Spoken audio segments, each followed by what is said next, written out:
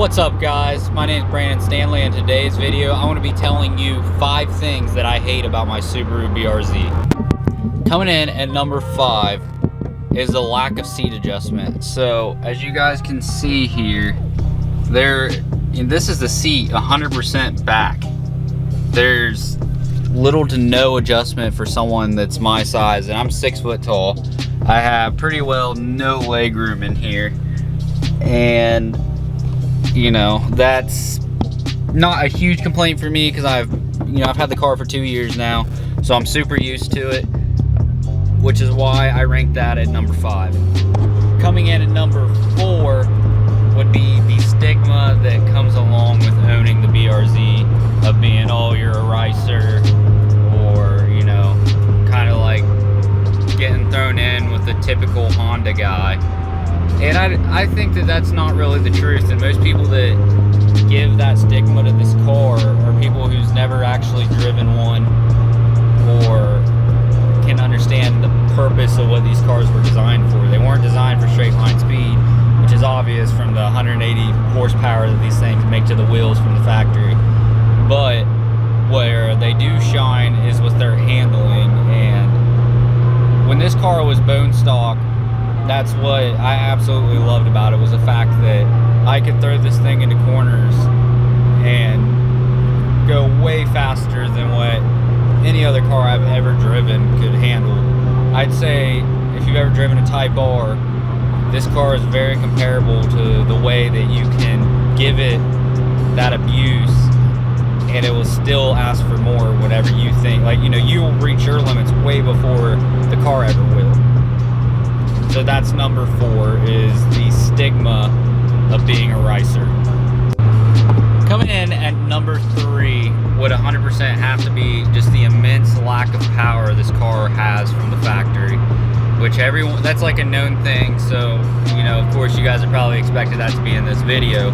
But what I will say is, if this car would have just had a turbo on it from the factory like Subaru does on all their other vehicles, it would have just made a lot more sense, because what the WRX makes 250 or something like that once it's all said and done. If this car would have had 250 from the factory, it would have changed the whole idea of what this car was about for a lot of people.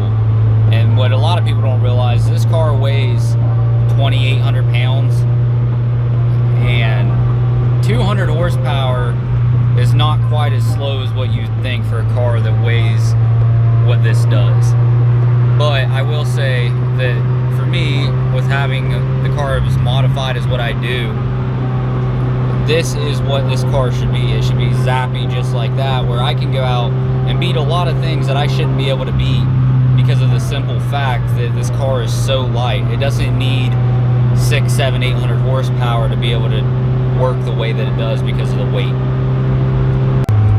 Coming in at number 2 is the lack of feel in the clutch, which I don't know how many people actually have had a complaint about that, but that's something that I've noticed compared to other vehicles, is that there's just this lack of feel of weight.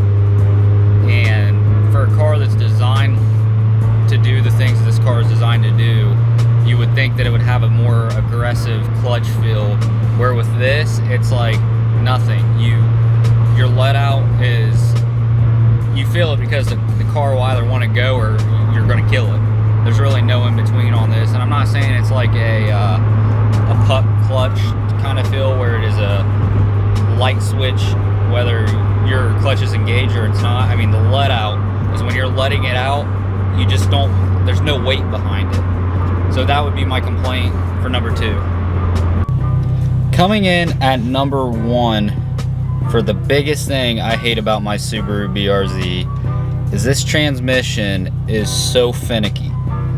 When it's cold, you cannot get it into first gear without some excessive force. And then under heavy acceleration, so racing, track use, 3rd and 5th gear sometimes, and by sometimes I mean quite frequently, will pop out. You'll push it into gear, it'll catch the gate and then just pop right out, which will either A, cause gear to grind, or you'll just completely miss the gear, and then there's a race that you just lost because, well, I just dropped all boost or whatever the case may be. But that is by far the biggest issue, biggest thing that I hate about this car, which I'm going to be fixing here really soon, which will be hopefully here in the next week or two max, I would hope.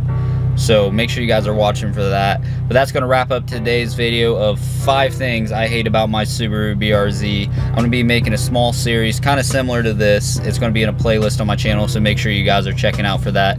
I want to thank you guys for watching. Be sure to like and subscribe, and I'll see you next time.